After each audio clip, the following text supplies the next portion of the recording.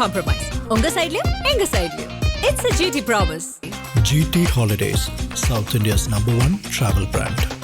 S, வீடு, schools, hotels, store room இங்கெல்லாம் partition wall கட்டணும்னாலும் இப்போ பில்டிங் போனஸோட first choice Renocon Rapid Wall Panels. தேர்தல் வாக்குறுதிகள்லாம் ஓரளவுக்கு பார்த்தோம். இதில் இப்போ அடுத்த கட்டமாக அந்த பிரச்சாரம் பயங்கரமாக சூடு பிடிச்சி எல்லாருமே ஆல்மோஸ்ட் பிரைம் மினிஸ்டர் ரோட் ஷோவே பண்ணிட்டாரு. தமிழக முதலமைச்சர் ஸ்டாலின் அவர்கள் பிரச்சாரம் பண்ணியிருக்கிறாரு. அப்புறம் எடப்பாடி பழனிசாமி அவர்கள் பண்ணாரு. ராகுல் காந்தி அவர்கள். இல்லை என்ன ஒரு விஷயம்னா இந்த பிரச்சாரத்தை எங்கள் தளபதி விஜயை விட்டுறீங்க நீங்க. விஜய் அவர்களும் பண்ணாரு. இல்லை சார், அது கொஞ்சம் ஞாபகம் இல்லை. எனக்கு விஜய்னு எங்கள் தளபதி விட்டிங்கன்னா அப்புறம் நான் கோவம் ஆயிடுவேன். டக்குன்னு அப்புறம் இதெல்லாம் எகிரி குச்சி போயிடுவேன். ஒரே கூட்டணியில் இருக்கக்கூடிய ஸ்டாலின் அவர்களும் சரி, ராகுல் காந்தி அவர்களும் சரி, ஒரே மேடையில் தோன்றி ஒரு பிரச்சார கூட்டம் கூட அங்கே பண்ணல. இன்னும் கிட்டத்தட்ட 2 பேரும் ஒரே நாளில் பண்ணியிருக்கிறாங்க. ஆனால் வெவ்வேறு இடத்துல பண்ணியிருக்கிறாங்க. ஆனால் சந்திக்கவும் இல்லை. போன வாட்டி ஞாபகம் இருக்கா அவங்களுக்கு? இந்த செவர் எகிரி குச்சி போய் ஸ்வீட்லாம் வாங்கிட்டு வந்தார் ராகுல் காந்தி அவர்கள், ஸ்டாலின் அவர்கள் 2024 பிரச்சாரத்தின போது. இப்போ எங்க போச்சு அந்த பாசம்? காலில் சுளுக்குங்க அவருக்கு ராகுல் காந்தி அவர்களுக்கு காலில் சுளுக்கி விட்டது. அதனால செவரேறி குதிச்சு போக முடியல அவர். இல்லை, நான் செவரேறி குதிக்க சொல்ல, 2 பேரும் பார்த்துக்க கூட இல்லை, பேசிக்க கூட இல்லையே. பிரவீன் சக்கரவர்த்தி நேற்று சொல்லியிருக்காரு, எங்களுக்கு தாவேகாவில் பெரிய விருந்தே காத்திருந்தது, தர தயாராக இருந்தார்கள். ஆனால் எங்கள் தலைமை ஒரு சின்ன தோசையை மட்டும் கொடுத்து ஒத்துக்கொள்ள சொன்னார்கள். நாங்கள் அதை பரவாயில்லை என்று இந்த சின்ன தோசையை ஏற்றுக்கொண்டு விட்டோம். தமிழகத்தில் எப்படி பழனிசாமி பாஜகவோட அடிமையோ அதே மாதிரி புதுவையில் ரங்கசாமி அடிமை பாஜகவுக்கு அப்படின்னு சொல்லியிருக்காரு. சாமின்னு பேர் வச்சாதான் அடிமையா? நம்ம துணை முதல்வர் ஆகிறதுக்கு முன்னால் பையனை வெளிநாட்டுக்கு போயிட்டு அங்கேருந்து எங்கேயோ பேங்காக்கோ எங்கேயோ போயிட்டு அங்கேருந்து அப்படியே டெல்லி டிஷர்ட்டோட போய் ஆசீர்வாதம் அங்கிள் மோடி அங்கிள்கிட்ட ஆசீர்வாதம் வாங்கிட்டு துணை முதல்வர் பதவி எடுத்துக்கோ அப்படின்னு சொன்னபோது அதுக்கு பேர் அடிமை இல்லையா? இன்னைக்கு உள்ள நிலைமைக்கு புதுவையில் மீண்டும் ரங்கசாமி தலைமையிலான ஆட்சி வருவதற்கான வாய்ப்புகள் தான் மிக அதிகமாக தென்படுது. இதற்கு காரணம் பாஜக கூட்டணி அங்கே வலிமையாக இருக்குங்கிறது ஒரு பக்கம் இருக்க, அதை விட முக்கியமான காரணம் திமுகவிற்கும் காங்கிரஸிற்கும் எப்படி தமிழ்நாட்டில் சிக்கல்கள் அதிகமாக இருக்கிறதோ இதே அங்கேயும் பிரதிபலிக்கிறது. இதில் நடுவில் விடுதலை சிறுத்தை வேற குறுக்க அவர் இந்த சர்க்கஸுக்கு நடுவில் ஒரு கோமாளி நடுவில் ஏதோ ஒன்று ஒரு வித்தை காமிச்சிட்டு போவார். தேர்தலுக்கு முன்னால் இன்னும் என்னெல்லாம் ஆடியோ வரப்போதோ என்னெல்லாம் வீடியோ வரப்போதோ தெரியல. தேர்தல் வாக்குறுதிகள்லாம் ஓரளவுக்கு பார்த்தோம். இதில் இப்போ அடுத்த கட்டமாக அந்த பிரச்சாரம் பயங்கரமாக சூடு பிடிச்சி எல்லாருமே ஆல்மோஸ்ட் பிரைம் மினிஸ்டர் ரோட் ஷோவே பண்ணிட்டாரு. தமிழக முதலமைச்சர் ஸ்டாலின் அவர்கள் பிரச்சாரம் பண்ணியிருக்கிறாரு. அப்புறம் எடப்பாடி பழனிசாமி அவர்கள் பண்ணாரு. ராகுல் காந்தி அவர்கள். இல்லை என்ன ஒரு விஷயம்னா இந்த பிரச்சாரத்தை எங்கள் தளபதி விஜயை விட்டுறீங்க நீங்க. விஜய் அவர்களும் பண்ணாரு. இல்லை சார், அது கொஞ்சம் ஞாபகம் இல்லை. எனக்கு விஜய்னு எங்கள் தளபதி விட்டிங்கன்னா அப்புறம் நான் கோவம் ஆயிடுவேன். டக்குன்னு அப்புறம் இதெல்லாம் எகிரி குச்சி போயிடுவேன். சரி, சாரி, சொல்லுங்கள். ஸோ விஜய் அவர்களும் பிரச்சாரம் பண்ணார்.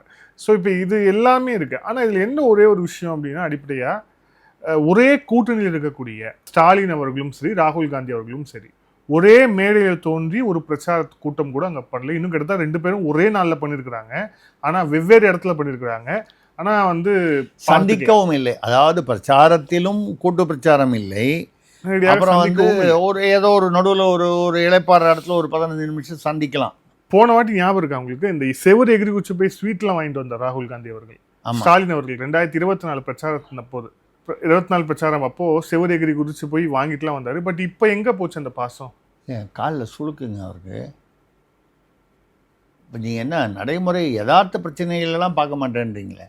அவருக்கு ராகுல் காந்தி அவர்களுக்கு காலில் சுளுக்கி விட்டது. அதனால் செவரேறி குதிச்சு போக முடியல அவர். அது இல்லைன்னா பாவம் போயிருப்பார். இல்லை, நான் செவரேறி குதிக்க சொல்ல, 2 பேரும் பார்த்துக்க கூட இல்லை, பேசிக்க கூட இல்லையே. இல்லை, நான் செவரேறி குதிக்கிறதுக்காக சொன்னேன். அதனால் ஒரு கால் காங்கிரஸ்காரர்கள், ஏன்னா அங்கே இப்போ 30க்கு 30 திமுகன்னு போல சொன்னாங்க. அப்புறம் ஏதோ பிரிச்சுக்கிட்டாங்க. இந்த கன்ஃபியூஷன் காங்கிரஸ் வர்சஸ் டிஎம்கே 5 இடத்துல நிற்கிறாங்க. கேட்டால் ஃப்ரெண்ட்லி கண்டஸ்டாக. அதுக்கப்புறம் காங்கிரஸ், விசிகே, சிபிஎம் நிற்கிது. இவ்வளோ கன்ஃபியூஷன்லாம் இருக்குது. இதெல்லாம் இருக்கும்போது ஒரு கால் ராகுல் காந்தியிடம் ஸ்டாலின் அவர்கள் இங்கே பிரச்சாரம் செய்கிறார் என்பதை சொல்லாமல் விட்டு விட்டார்களோ. அதே மாதிரி ஸ்டாலின் அவர்களிடமும் ராகுல் காந்தி பிரச்சாரம் செய்வதை ரகசியமாக வைத்து விட்டார்களோ தெரியல. தெரிஞ்சிருந்தால் ஒரு கால் மீட் பண்ணியிருப்பாங்க அப்படின்னு ஒரு நியாயமாக நம்ம நினச்சிப்போம். இதில் வந்து முக்கியமாக கவனிக்க வேண்டியது என்னென்னா, நேற்று கூட பிரவீன் சக்கரவர்த்தி யார் அவர் தாவேகாவோட நின்னே ஆகணும், நாங்கள் விசில் ஊத ஆரம்பித்து விட்டோம்னு பேசினார். அவர் விஜய்க்கு தலைமை பண்பு இல்லை என்று யார் சொன்னது, அவருக்கு எல்லா தலைமை பண்பு இருக்குன்னு சொன்னவர். இப்படிலாம் அதாவது தாவேகாவுடன் கூட்டணி சேர வேண்டும் என்பதில் முக்கியமாக இருந்த பிரவீன் சக்கரவர்த்தி, சோடங்கர், மாணிக் தாக்கூர், ஜோதிமணி இந்த மாதிரி தலைவர்கள்லாம் இருக்காங்க. இவங்கெல்லாம் ரைட்டு. இப்போ வந்து காங்கிரஸ் லிஸ்ட்டு தமிழ்நாட்டில் பார்த்தீங்கன்னா ஃபுல்லாக அது செல்வ பெருந்தகை லிஸ்ட்டு தான். அதில் நிறைய பேர் வந்து இந்த மாணிக் தாக்கூருடைய ஆட்களோ இல்லை ஜோதிமணி பரிந்துரை செய்த ஆட்களோ இவங்கெல்லாம் யாரும் இல்லை, செல்வ பெருந்தகை ஆட்கள் தான். செல்வ பெருந்தகை அவர் வந்து ஏதோ அந்த ஏற்கனவே சில நிகழ்வில் பேசினேன், ஒரு தொகுதிக்கு என்ன அப்படின்னு ஒரு கணக்கு பண்ணி சார் இப்பெல்லாம் நீங்கள் சொல்லுவீங்கன்னு தான் அவர் என்ன சொல்லியிருக்காருன்னா, எலெக்ஷன் முடிஞ்சதுக்கப்புறம் நான் ராஜினாமா பண்ணுவேன், என் தலைவர் அதுதான் நானும் சொல்கிறேன் அப்படின்ட்டார். நானும் அதை புரிஞ்சு தான் சொல்கிறேன். அவர் டார்கெட் அச்சீவ்டு.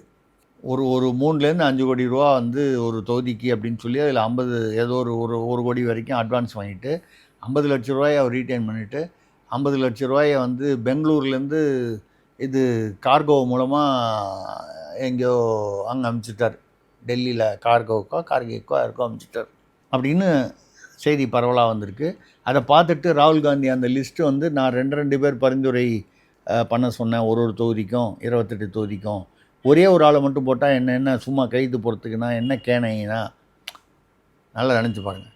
ராகுல் காந்தியே மற்றவங்கள பார்த்து என்னை பார்த்தா கேனைனா தெரியுதான்னு கேட்டால் அது எவ்வளோ மோசமான ஒரு சிச்சுவேஷன். மற்றவங்களாம் என்ன பேசுகிறாங்கன்றதை விட்டுருங்க, அப்படி சொல்லி அவருக்கே ரோஷம் வந்து அவர் வந்து கீச்சு போட்டு அப்புறம் தான் வந்து ஏதோ கொஞ்சம் மாற்றம் பண்ணி வந்திருக்கு. இதில் தான் இந்த வசூல் பண்ணாருன்னொன்னா அவரை கூப்பிட்டு வந்து எச்சரிச்சிட்டாங்க, நீ வசூல் பண்ணது தெரிஞ்சு போச்சு அப்படின்னு சொன்னோன்னே அப்போவே தெரிஞ்சு போச்சு, தேர்தலுங்கிறதுனால ஒன்றும் எடுக்காமல் இருக்கும். இப்போ தேர்தல் சமயத்தில் யாரையுமே ரிமூவ் பண்ணால் அது ஒரு பெரிய சிக்கலாக போயிடும் அப்படின்னு. அதனால் என்ன பண்ணார், தேர்தல் முடிஞ்சோன்னா அவங்க எப்படி எடுக்க போகிறாங்க, இது அவங்களா எடுக்கிறதுக்கு முன்னால் நான் என்னை விடுவிக்க சொல்லி கேட்டுக்கொண்டு இருக்கிறேன். எனக்கு வேறு வேலைகள் ஐநா சபையில் என்னை அழைத்திருக்கிறார்கள், என்னை வந்து கூப்பிட்டு எனக்கு ஒரு பதவி கொடு, அந்த மாதிரி ஏதாவது ஒன்று வாயில் வந்து சொல்ல வேண்டியதானே. இல்லை ஜெயிச்சா அவர் தானே வந்து ரிசைன் பண்ணாலும் அவர் எம்எல்ஏவா ஸ்ரீபெரும்புதூரில் ஜெயிக்கிறாருங்கிற பட்சத்தில் அவர் தானே சட்டமன்ற குழு தலைவராக இருப்பார் சட்டமன்றத்தில், அது ஒரு பதவி தானே. ஏன் சட்டமன்றத்தில் அசம்பிளி சட்டமன்ற எதிர்கட்சி தலைவராக இருக்கலாம், அது கூட எதிர்கட்சி தலைவராக யார் இருப்பார், திமுக ஆட்சிக்கு வந்தால் அதிமுக இருப்பாருங்க, அதிமுக ஆட்சி வந்தால் திமுக இருக்க போகிறாங்க. காங்கிரஸ் எங்கேருந்து காங்கிரஸுடைய சட்டமன்ற தலைவராக இருப்பார், அதான் leader of the party in assembly வச்சுட்டுனாக்கா வைக்கிறதா. மாநில தலைவர் மாற்ற போகிறாங்க, சொல்லிட்டாங்க மாற்ற போகிறேன்னு. அது மாணிக் தாக்கூராக இருக்கலாம், இல்லை வேறு யாராவது வேணால் ஜோதிமணியாக இருக்கலாம், இல்லை XY கார்த்தி சிதம்பரமாக இருக்கலாம், யார் நிறைய பேர் அவங்களாம் இந்த ப்ராமினெண்ட்டாக இருக்கிறதுனால நம்ம அவங்க பேர் சொல்கிறோம், இருக்கலாம். இவர் இல்லைன்னு தெரிஞ்சு போச்சு. அப்படி இருக்கும்போது நம்மளாக வந்து சீச்சி இந்த பழம் பொழிக்கும்னு சொல்கிறது தானே, அதுதான் சொல்லிட்டாரு. சரி, இது வந்து இவர் ராகுல் காந்தி அவரும் நேராக வந்து மீட் பண்ணிக்க ஒருத்தர் கூட மீட் கூட பண்ணிக்கல. அதிலிருந்தே வந்து இல்லை, அது எதுக்காக சொல்ல வந்தான்னா, பிரவீன் சக்கரவர்த்தி வந்து நேற்று சொல்லியிருக்காரு, எங்களுக்கு வந்து தாவேகாவில் வந்து பெரிய விருந்தே காத்திருந்தது, தர தயாராக இருந்தார்கள், ஆனால் எங்கள் தலைமை வந்து ஒரு சின்ன தோசையை மட்டும் கொடுத்து ஒத்துக்கொள்ள சொன்னார்கள், நாங்கள் அதை பரவாயில்லை என்று இந்த சின்ன தோசையை ஏற்றுக்கொண்டு விட்டோம். அவர் ஏன் எல்லாமே ஃபுட்டை வச்சு எக்ஸாம்பிள் சொல்கிறார், இதுக்கு முன்னாடி கூட ஏதோ ஃபுட்டை வச்சு தான் எக்ஸாம்பிள் சொன்னார். ஹோட்டல் இண்டஸ்ட்ரியில் இருந்தார் இல்லையே, அவர் வந்து இவர் நம்ம PTR தியாகராஜன் மாதிரி அவர் இன்வெஸ்ட்மெண்ட் பேங்கர். அவர் அதுதான் பிரவீன் சக்கரவர்த்தி வந்து is an investment banker. In fact அவர் முன்னாடி ஏதோ வடை பஜ்ஜியை வச்சு ஏதோ ஒன்று சொல்லியிருந்தாரு, இப்போ வந்து தோசை விருந்து. ஆமாம், அவருக்கு அந்த உதயசூரியனை பார்க்கும்போதெல்லாம் வடை தோசை இப்படி எதாவது ரவுண்டாக தெரியுதோமோ தெரியல. ரவுண்டாக எதை பார்த்தாலும் இவங்களுக்கு உதயசூரியனாக தெரியுது, அவருக்கு வந்து வடை பஜ்ஜியாக தெரியுதோமோ தெரியல. இப்போ வந்து தோசை, சின்ன தோசை, அது கூட சின்ன தோசை, பெருசாக கூட சொல்லலை, சின்ன தோசையை வந்து நாங்கள் ஏற்றுக்க முடியாத ஒரு சூழ்நிலை வந்துருச்சு. இப்போ அதுலேருந்து உங்களுக்கு தெரியுது தமிழ்நாட்டில் காங்கிரஸுக்கும் திமுகவுக்கும் எந்த அளவுக்கு களப்பணி வந்து ஒத்துழைப்பு இருக்குங்கிறது தெரியுது. அதே தான் பாண்டிச்சேரியிலையும். பாண்டிச்சேரியில் இன்ஃபேக்ட் இதை விட மோசமாக இருக்கும் போல இருக்குது. ஏன்னா எதிர்த்து வேறு ஒரு 5 இடத்துல நிற்கிறாங்க அப்படின்னு சொல்லும்போது அந்த மாதிரி ஒரு சூழ்நிலையில் அதில் சொல்லும்போது ராகுல் காந்தி பேசுகிறாரு, அதானிக்கு வந்து காரைக்கால் போர்ட்டு துறைமுகத்தை விற்றுருவாங்க. ஏன் வித்துட்டாங்க. பாண்டிச்சேரியும் வித்துருவாங்க. பாண்டிச்சேரி விற்றுருவாங்க. கரெக்ட். மோடி வந்து வித்துருவார் பாண்டிச்சேரி அதானிக்கு. முதல்ல வந்து கௌதம் அதானி வந்து 2000-2001 ஏதோ அந்த சமயத்தில் இந்தோனேஷியாவில் என்னை வந்து பார்க்குறாரு. அங்கே வந்து நிலக்கரி சுரங்கம் எல்லாம் வாங்கணும், பவர் பிளான்ட் போடணும் இந்தியாவில், அதுக்காக நாங்கள் வந்து அப்போது எம்பசி மூலமாக அவர் வந்து என்னுடைய அலுவலகத்தில் என்னை வந்து பார்க்குறாரு. யார்? கௌதம் அதானி. 20 நிமிஷம் காத்திருந்து என்னை வந்து பார்க்குறாரு. அப்போ ஏன்னா கோல் மைன் நிலக்கரி சுரங்கம் வாங்கணுன்னா என்னை தவிர வேறு யாருமே வந்து என்னை தாண்டி யாரும் வாங்க முடியாது. ஒன்று என் மூலமாக வாங்கணும், இல்லை அட்லீஸ்ட் என்கிட்ட ஒரு அட்வைஸாவது கேட்கணும், வாங்கலாமா வாங்க வேண்டாம். அந்த அளவுக்கு ஒரு அந்த வியாபாரத்தில் நான் கொடி கட்டி பறந்தேன். அப்போது அம்பாசடர் கூப்பிட்டு சொன்னார், இங்கே வர முடியுமான்னாரு. இல்லை நான் பிஸியாக இருக்கேன். கௌதம் அதானி வந்திருக்காரு. வரட்டுமே, என்ன போ, அவர் ஏதோ அவருக்கு வேலை ஆகணும். அப்போ என்னை வந்து பார்க்க சொல்லுங்க. அவர் வந்தார். ஏதோ ஒரு 15 நிமிஷம் வெயிட் பண்ண வேண்டி வந்தது. பார்த்துட்டோம். எதுக்கு சொல்கிறேன்னா, அப்போவே அவர் வந்து முந்தரா போர்ட் அவருக்கு கொடுத்துருந்தாங்க. குஜராத்தில் மோடி கொடுக்கல. அந்த சமயத்தில் யூபிஆர்ஸு அல்லது அதாவது காங்கிரஸ் அரசும் போது தான் அவருக்கு முந்தரா போர்ட் வந்து கொடுக்கப்பட்டது. அதுக்கப்புறம் அவரை வளர்த்து விட்டதும் காங்கிரஸ் அரசு தான். அதுக்கப்புறம் பிஜேபி அரசும் அவருடன் இணக்கமாக சென்றது. அது என்னை பொறுத்த வரைக்கும் நான் வந்து இதில் வந்து அதானி வந்து பிஜேபிக்காரரா காங்கிரஸ்காரரான்னு நான் அப்படி பிரித்து பார்க்க மாட்டேன். அதானி அம்பானிலாம் எந்த அளவுக்கு வளர்ந்துட்டாங்க, இவர் வேதாந்தா இவங்கெல்லாம் எந்த அளவுக்கு அந்த ஸ்டெர்லைட் வச்சுருந்தார், இவங்கெல்லாம் எந்த அளவுக்கு வளர்ந்துட்டாங்கன்னா, யார் ஆட்சியில் இருந்தாலும் இவர்களின் தயவு அந்த ஆட்சியாளர்களுக்கு தேவைப்படுகிறது. பண விஷயமாகவோ வேறு பல விஷயங்கள்லையோ. அம்பானி இருக்கும்போது காங்கிரஸ் அரசு அங்கே இருக்கும்போது, யூபி அரசு, அதுக்கு முன்னால் இருந்த காங்கிரஸ் அரசும்போது இந்தியாவுடைய பெட்ரோலியம் கொள்கை என்ன என்பதை அம்பானியுடைய அலுவலகத்தில் ஒருவர் தான் வந்து அதை கம்ப்ளீட்டாக டிசைட் பண்ணி சட்டம் என்ன விதியை மாற்றணுங்கிறத போட்டு கொண்டு போய் கொடுப்பாரு. அவர் வந்து பெட்ரோலியம் மினிஸ்டர் காங்கிரஸில். அவர் போஸ்ட் ஆஃபீஸ் தான் வாங்கி இவங்க கொடுக்குறத அப்படியே வந்து கொடுத்து அது பார்லிமெண்ட்டில் பாஸ் பண்ணிவிடுவாங்க. இல்லை ஜிஓ போடணுன்னா எங்கள் விதிமுறைக்கு ஏற்ற மாதிரி கம்ப்ளீட்டாக வந்து அதை வந்து அந்த பெட்ரோலியம் அதில் அந்த ஒரே ஒரு ஜிஓவில் அந்த ஒரு சட்ட திருத்தத்துலேயோ ஜிஓலையோ பார்த்தீங்கன்னா அம்பானி குடும்பத்துக்கு ஒரு 20,000 கோடி லாபம் இருக்கும் ஒரே ஒரு ஜிஓவில். பொதுமக்களுக்கு என்ன தெரியும்? நான் வந்து ஏதோ குற்றம் சாட்டுதுன்னு சொல்ல, அந்த அளவுக்கு அம்பானியும் அதானியும் வந்து நாட்டின் கொள்கைகளை மாற்றி அதனால் அவர்களுக்கு என்ன லாபம், அது இந்த ஆஃப்ஷோர் ஆயில் அந்த மாதிரி பல விஷயங்கள். இப்போது நான் சொல்கிறது என்னென்னா, என்னை வந்து அவர் அதானி சந்தித்த போது அப்போவே முந்திரா போட்டு வச்சுருந்தார். முந்திரா போட்டு ஒரு ப்ரைவேட் போர்ட்டை முதலாக வந்து மிகப்பெரிய ஒரு ப்ரைவேட் போர்ட்டை வந்து கொடுக்கப்பட்டது அவருக்கு தான். அதுக்கப்புறம் விமான நிலையங்கள்லாம் வரிசையாக கொடுக்கப்பட்டது. ஜிகேஆர் அந்த வேறு குரூப்புக்கெலாம் கொடுத்தாங்க. இதெல்லாம் நடந்தது. என்ன சொல்கிறேன்னா, காரைக்கால் அவருக்கு விற்றுட்டாங்க, பாண்டிச்சேரிக்கு விற்றுருவாங்கன்னு சொன்னீங்களே, தமிழ்நாட்டில் உங்கள் கூட்டணியில் இருக்கிற திமுகவில் வந்து காட்டுப்புள்ளி அவர் கொடுத்தாங்களே, துறைமுகம், ஸ்மார்ட் மீட்டர் அவருக்கு தானே கொடுத்தாங்க. அதுக்கப்புறம் பார்த்தீங்கன்னா பரந்தூர் ஏர்போர்ட் அவருக்கு தானே கொடுத்துருக்காங்க. அப்போவும் வந்து நான் வந்து ஓகே எல்லாமே நம்மளது கமிஷன் கரப்ஷன் அதெல்லாம் உண்டு. கரண் அதானி வந்து யாரை வந்து பார்த்துட்டு போனார்? முதலமைச்சர் ஸ்டாலினை வந்து 15 நிமிடங்கள் மரியாதை நிமித்தமாகவும் 45 நிமிடங்கள் சபரீசன் அவர்களையும் பார்த்து விட்டு போனார். அதானியின் மகன், கௌதம் அதானி மகன் கரண் அதானி. ஏன் சபரீசன் தமிழ்நாட்டின் தொழிலமைச்சரா இல்லை ஒரு பெரிய தொழிலதிபரா? அப்போது அங்கே தான் இருக்குது, முடிச்சுக்கெல்லாம் அங்கே தான் இருக்குது. அரசியல் எது நடக்கணுன்னாலும் சபரீசன் சரின்னு சொன்னால் தான் முடியணும். மற்ற லௌகீக விஷயங்கள்லாம் அவர் தான் கையாள்வார், அந்த மாதிரி கமர்ஷியல் விஷயங்கள்லாம் கையாள்வார் என்பதனால். அப்போது நீங்கள் அதானியை நீங்களும் வந்து எத்தனையோ மாநில அரசு, ஏன் ராஜஸ்தானில் இவர்கள் அரசு இருக்கும்போது அதானியோட உறவு வைத்திருந்தார்களே. நீங்கள் தெலுங்கானாவில் இல்லையா? அதானியோட ஒரு புரிந்துணர்வு எவ்வளோ கைது போட்டிருக்காங்க தெலுங்கானா காங்கிரஸ் அரசு.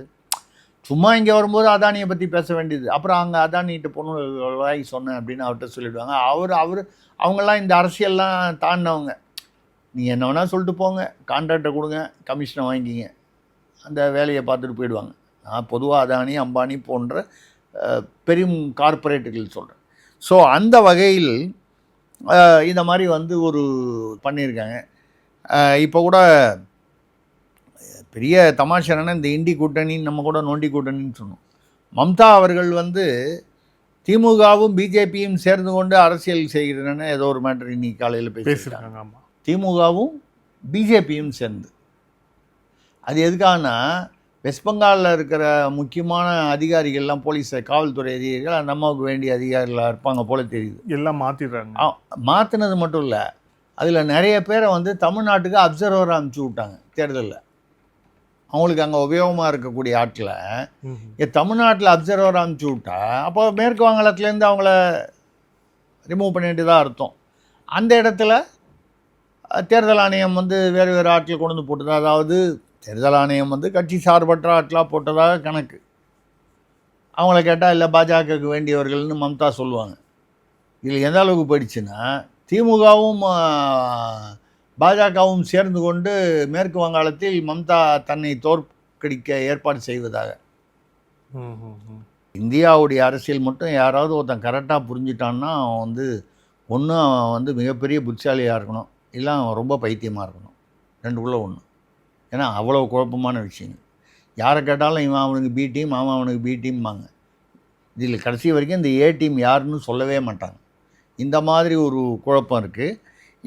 இப்போ உள்ள அந்த புதுவையில், இப்போ நம்ம பேக் டு புதுவை வந்து பார்த்திங்கன்னா, அதில் முதலமைச்சர் ஒரு விமர்சனம் சொல்லியிருக்காரு. என்னன்னா, தமிழகத்தில் எப்படி பழனிசாமி பாஜகவோட அடிமையோ அதே மாதிரி புதுவையில் ரங்கசாமி அடிமை பாஜகவுக்கு அப்படின்னு சொல்லியிருக்காரு. சாமின்னு பேர் வச்சாதான் அடிமையா? நம்ம வந்து துணை முதல்வர் ஆகிறதுக்கு முன்னால் பையனை வந்து வெளிநாட்டுக்கு போயிட்டு அங்கேருந்து எங்கேயோ பேங்காக்கோ எங்கேயோ போயிட்டு அங்கேருந்து அப்படியே டெல்லி வந்து டிஷர்ட்டோடு போய் வந்து ஆசீர்வாதம் அங்கிள் மோடி அங்கிள்கிட்ட ஆசீர்வாதம் வாங்கிட்டு வந்து துணை முதல்வர் பதவி எடுத்துக்கோ அப்படின்னு சொன்னபோது அதுக்கு பேர் அடிமை இல்லையா? ஒரு காலத்தில் வந்து வீல் சேரில் போயாவது சோனியா அம்மையார்கிட்ட கெஞ்சி என் மகளை வந்து திகார் சிறையிலேருந்து விடுவிக்கணும்னு நம்ம போய் கேட்டபோது அப்போ அடிமை இல்லையா? நீட் தேர்வுக்கு காந்தி செல்வன் கையெழுத்து போட்டபோது நம்ம அடிமை இல்லையா? மீத்தேன் வந்து நியூட்ரினோ இதெல்லாம் வந்து அந்த ஹைட்ரோ கார்பன் இதெல்லாம் வந்தபோது கையெழுத்து போட்டோம் எம்ஓயு. அப்புறம் அது ஒன்றும் ஆராய்ச்சிக்காக தான் போட்டோம், எம்ஓயு தான், புரிந்துணர்வு தான் சொன்னவேன். அப்போல்லாம் அது அடிமை இல்லையா? கச்சத்தீவை தாரை வார்த்து கொடுப்பதற்காக கேவல் சிங் வந்து கேட்டபோது நீங்கள் தாரை வார்த்து கொடுங்க, அதை பற்றி எங்களுக்கு ஒன்றும் ஆட்சேபணம் இல்லை, ஒரு மாதம் டைம் கொடுங்க, சின்னதாக ஒரு 2 போராட்டம் மட்டும் பண்ணிக்கிறோம், அப்புறம் நீங்கள் கொடுங்கன்னு சொன்னதை அந்த கேவல் சிங்கு அது பாவம் அசத்தாக இருக்கும் போல் இருக்குது. அது வந்து இதான் நடந்ததுன்னு மினிட்ஸ் போட்டு அது கொண்டு போய் ரெக்கார்டு வேறு பண்ணி இன்னொரு ரெக்கார்டு. முதல்வர் கருணாநிதி வந்து அதை ஏற்றுக்கொண்டது மட்டும் இல்லாமல் 1 மாதம் கொஞ்சம் தள்ளி அனௌன்ஸ் பண்ணுங்கள், நாங்கள் அதுக்குள்ளே 2-3 போராட்டம் பண்ணுவோம், நீங்கள் ஒன்றும் கண்டுக்காதீங்கன்னா அப்போது கேவல் சிங் வேறு சொல்லியிருக்காரு, நாங்கள் மேலே பேசிட்டேன், நீங்கள் போராட்டம் பண்ணுங்கள், ஆனால் ரொம்ப பெருசாலாம் பண்ணாதீங்க, சும்மா லேசாக பண்ணிவிட்டு விட்ருங்க. யாரை ஏமாற்றும் நாடகம்? இதெல்லாம் பண்ணும்போது நீங்கள் அடிமை இல்லை, அது காங்கிரஸுக்கு அடிமை இல்லை, காங்கிரஸுக்கு ஒரு காலத்தில் அடிமை. இங்கே வந்து மதுரையில் கல் எடுத்து அடித்து இந்திரா காந்திக்கு மண்டையில் ரத்தம் வந்தபோது மண்டையில் மாத விலக்காக இருக்கும்னு சொல்லிவிட்டு அடுத்த 6 மாதத்துக்குள்ளே நேருவின் மகளே வருக நிலையான ஆட்சி தருகன்னு சொல்லலையா? அப்போல்லாம் அந்த நெருக்கடியில் அடி உதைக்கு பயந்து நம்ம வந்து கொத்தடிமையாக இல்லையா? இல்லை அதுக்கப்புறம் பாஜகவே வச்சுப்போம், பாஜக வந்ததுக்கப்புறமும் இவ்வளோ பேரை விட்டுட்டு ராஜ்நாத் சிங்கை வந்து பாதுகாப்பு அமைச்சரை கூப்பிட்டு நூற்றாண்டு நாணயத்தை வந்து கலைஞர் நூற்றாண்டு நாணயத்தை வெளியிட்டீங்களே, இந்த ராகுல்னு ஒருத்தர் வந்து அவரை நீங்கள் தானே வந்து பிரதமர் வேட்பாளருக்கே ஸ்டாலின் தான் ஐயா தானே வந்து ப்ரப்போஸ் பண்ணார். அவர் ஒரு ஓரத்தில் அந்த மேடையில் ஒரு கடைசியில் அந்த ஓரத்துலையாவது ஒரு சேர் போடலாமா இல்லையா? அவர் கூப்பிட்டுருக்கலாமா இல்லையா? உண்மையிலேயே சொல்லப்போனால் அவரை தான் கூப்பிட்டு நீங்கள் வந்து இண்டி கூட்டணி அதோடைய பிரதான தலைவர், இண்டி கூட்டணிக்கு தலைவர்னு இல்லைன்னா கூட காங்கிரஸ் கட்சின்னு எல்லாருக்கும் தெரியும். இப்போ மல்லிகார்ஜுன் கார்கே தான் தலைவரா காங்கிரஸுக்கு? சோனியா பிரியங்கா ராகுல்லாம் இல்லாமல் கார்கே ஒரு முடிவெடுத்து நடந்துட போகுதா? அப்போ ராகுல் காந்தியை கூப்பிடாம பாஜக அரசை அதிலும் ராஜ்நாத் சிங்கை கூப்பிட்டதுக்கு காரணம் என்னென்னா அவர் கொஞ்சம் அப்படி எல்லாருக்கிட்டையும் கொஞ்சம் அப்படியே கொஞ்சம் பரவலாக கொஞ்சம் நான் கான்ட்ரவர்ஷியலாக இருப்பார். அமித்ஷா வந்தால் கொஞ்சம் அது வேறு விதமாக இருக்கும். இல்லை அவங்க டைம் இல்லைன்னு சொல்லியிருக்கலாம், பண்ணலையா? நீங்கள் எல்லாமே மோடி கோபேக்னு இந்த தடவை கருப்பு புல்லுன்னு விட்டீங்க, அடுத்த மாதமே வந்து அவர் வரும்போது விமான நிலையத்தில் வெள்ளை கூட பிடிச்சிட்டு போலையா நீங்கள்? இப்போ கொத்தடிமைங்கிறதுக்கு என்ன அர்த்தம்? சாமின்னு பேர் வச்சாதான் வந்து அடிமையாக இருக்கணும்னு அவசியம் இல்லை. இதே எடப்பாடி நான் வந்து சப்போர்ட் பண்ணி சொல்லலை, ஒரு யதார்த்தமாக சொல்லும்போது பாஜக கேட்ட 27 சீட்டில் என்ன தொகுதி வேணுமோ அதெல்லாம் கொடுக்கல, அவர் பிடிவாதமாக முடியாதுன்ட்டார். பாஜகவுக்கு வருத்தம், எல்லாம் வெளிப்படையாக பேசுனது தான். நானும் பல நிகழ்வுகளில் பேசியிருக்கேன். பல இடங்களில் வந்து எங்கே வந்து அதிமுக பலவீனம் இருக்கிறதோ அல்லது திமுக பலமாக இருக்கிறதோ அங்கெல்லாம் பாஜக தள்ளி விட்டுட்டாங்க எடப்பாடி அவர்கள். அவர் தன்னுடைய கட்சியின் நலன், தன்னுடைய நலன், தலைமையின் நலன் அப்படின்னு கணக்கு பார்த்து அவர் செஞ்சிட்டார். அவர் கொத்தடிமையாக இருந்தால் பாஜக எங்கெல்லாம் கேட்குறாங்களோ அங்கெல்லாம் கொடுத்துருக்கணுமே, கொடுக்கலையே.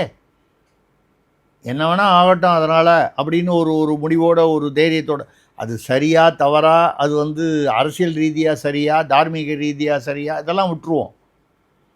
அதை எதிர்த்து இவ்வளோதான் கொடுக்க முடியும் அப்படின்னு சொல்லி ஒரு பிடிவாதமாக இருக்க அளவுக்கு இருக்காருன்னா அப்புறம் அவரை போய் கொத்தடிமைங்கிறீங்க. யார் கொத்தடிமை? இப்போ மறுபடியும் தேர்தல் வந்தவுடனே